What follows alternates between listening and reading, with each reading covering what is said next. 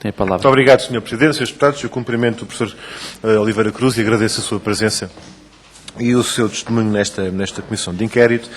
Eu gostava de começar com duas ou três questões que, aliás, já abordou na sua intervenção e nas suas respostas, que têm a ver com esta dimensão que eu confesso que durante muito tempo eu próprio pensava que era avassaladora ao nível europeu e ao nível mundial da adoção e da adesão dos Estados a este modelo de contratação das parcerias público-privadas. Tal é o bombardeamento que nós temos com esta ideia de os exemplos que vêm de fora e os modelos que são seguidos de uma forma comum, de uma forma absolutamente generalizada das PPPs. E eu pensava que, bom, se nós, a dada altura, seguíssemos a opção de abandonar este modelo das PPPs e garantir uma gestão pública e um modelo de contratação por empreitada, o modelo tradicional, seríamos provavelmente um país isolado no contexto mundial e europeu e, portanto, era o 26 contra 1, ficávamos nós no modelo tradicional e ficava o resto da Europa em peso nas PPPs. E, afinal, não é bem assim.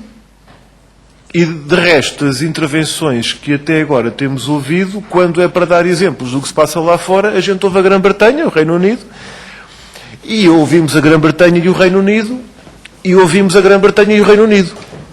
E ficámos a saber, portanto, há poucos dias, de acordo com o relatório do Banco Europeu de Investimentos, que, sim senhor, estarão para aí 2/3 do volume total no quadro europeu em PPPs, volume de investimentos, em termos absolutos, estarão 2/3 mais ou menos na Grã-Bretanha, Reino Unido. O segundo país, em termos de... o terceiro país, em termos de volume de investimento, é Portugal. E então os países que adotam as PPPs de uma forma mais intensiva é a Grã-Bretanha e depois é Portugal, Espanha e Grécia. Fundamentalmente. E eu gostava de ouvir a sua opinião.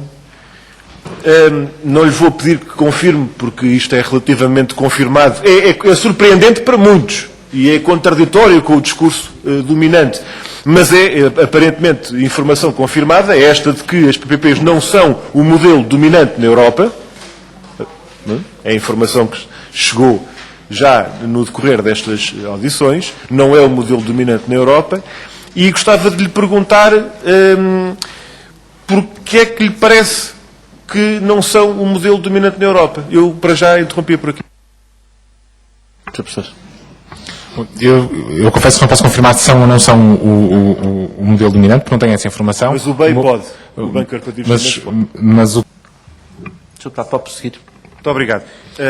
Eu, ligado a esta questão, e referiu mesmo agora este exemplo das PPPs ferroviárias como modelo de concessão, eu diria um modelo de concessão atípico, na medida em que há receita garantida, com aquela previsão de tráfego e a garantia de financiamento com base nessa banda de tráfego, o que me leva às vezes a pensar, a lembrar-me de uma expressão popular, que é, com as calças do meu pai também sou um homenzinho. Isto é, quando nós falamos do tratamento VIP dado pelo Estado a algumas concessionárias privadas, e quando nós pensamos no financiamento dado, nomeadamente ao caso Fertados, e se aplicássemos os princípios de financiamento público a essa operação e a essa exploração, se aplicássemos esse caso base, digamos assim, ao setor público, à ACP, houve já quem tenha feito esse cálculo e chegava a uma conclusão de umas dezenas de milhões de euros por ano de receitas positivas, de resultados positivos só em Lisboa, só na Grande Lisboa. O que significa que há um conjunto de garantias dadas aos concessionários privados em que, de uma forma geral, a discrepância que remete depois para o tal histórico da incompetência crónica do Estado e do setor público versus a competência e a eficiência do setor privado, em circunstâncias dificilmente comparáveis. Não sei se me faço entender. E eu gostava, portanto, de ouvir a sua opinião sobre a leitura e que nos transmitiu de uma má tradição do Estado português neste cumprimento de prazos e de custos, se é generalizada e se é indissociável das tais circunstâncias e contingências que, quando se trata de PPPs, são imediatamente identificadas com um rigor e com uma clareza que imediatamente coloca do lado do Estado o tal risco. E eu, antes de ir às consequências dessa distribuição de risco, ou dessa repartição de risco, gostava de me centrar neste aspecto sobre a avaliação concreta da situação concreta que temos tido neste país, quando verificamos, por exemplo, a comparação entre a linha do Norte, entregue a privados, por parte da REFER, que ainda não acabou e que foi um buraco financeiro verdadeiramente esmagador, em comparação com a linha do Sul, diretamente gerida pela REFER em termos da obra de modernização, que foi um êxito, cumpriu prazos, cumpriu orçamento e em 2004 estava pronta. E, portanto, eu gostava de o ouvir sobre esta questão da contingência e esta questão da previsibilidade ou imprevisibilidade daquilo que provoca as derrapagens de um lado e do outro. Muito obrigado. Na semana passada tivemos cá o conselheiro Carlos Moreno, que quando nós lhe perguntámos se alguma vez tinha visto um comparador público, ele disse pessoalmente não. Os colaboradores que trabalharam com ele tinham contactado, analisado comparadores públicos na área da saúde, dignos desse nome, na área dos transportes, nunca tinha aparecido. E, de facto, nós temos uma experiência no nosso país também na área da saúde que é verdadeiramente dramática relativamente a PPPs e não estão no âmbito desta comissão de inquérito, mas algum dia vai ser necessário analisar com muito rigor os resultados dessas parcerias, o Amadora Sintra, o Hospital de Braga, etc., etc. Não está neste momento no debate, mas há um aspecto em que, quando se verifica aquilo que falou há pouco, dos privados terem, em princípio, maior eficiência e nesse tal cumprimento de custos e de prazos, opinião que eu não subscrevo, porque a realidade, como nós dizemos, não tem demonstrado isso do ponto de vista concreto, se tivermos em conta as tais contingências e a forma delas serem utilizadas na negociação. Porque aqui a grande arma negocial, mais do que a engenharia, é o direito. É o direito.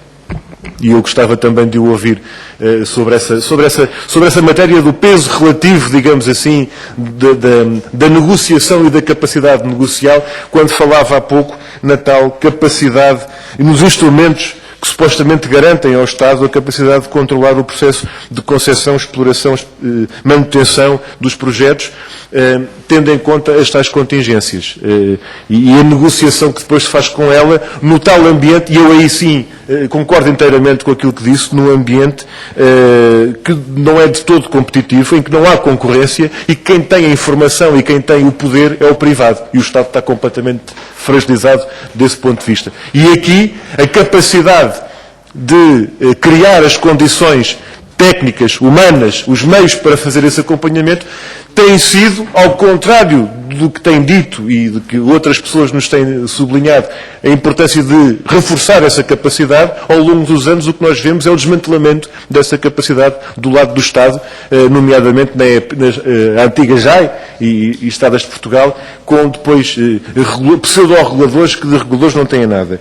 Eu gostava de o ouvir sobre isso, mas também sobre a questão da consequência desta matéria ao nível da transferência de risco, em que nos disse que os privados têm uma maior eficiência e colocam-na ao serviço do Estado, desde que tenham a respectiva remuneração.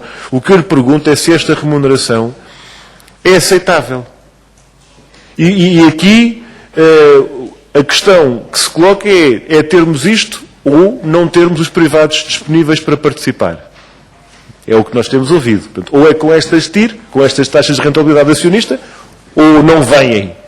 E o que nós perguntamos é se é este o preço a pagar, então porquê é que se aceita isto? Porquê é que é bom, ainda por cima, com estas condições? Não sei se me faz entender, eu para já fico por aqui. Muito obrigado. Obrigado.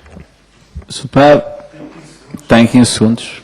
Obrigado, Pode é mesmo muito pode rápido. utilizar. Só os utilizo na sequência desta proposta do professor ainda agora sobre a atualização sistemática continuada, anual, do comparador público. Para mim é uma proposta nova que eu não conhecia e não tem aparecido. Mas o que eu lhe perguntava é se tem uma opinião sobre a consequência do que seria essa regra a partir do momento em que o contrato é a 30 anos e o que é que acontecia se a meio do contrato se começasse a demonstrar, a meio ou antes disso, se começasse a demonstrar que a PPP é claramente desvantajosa. Não sei se me fiz entender. Sim,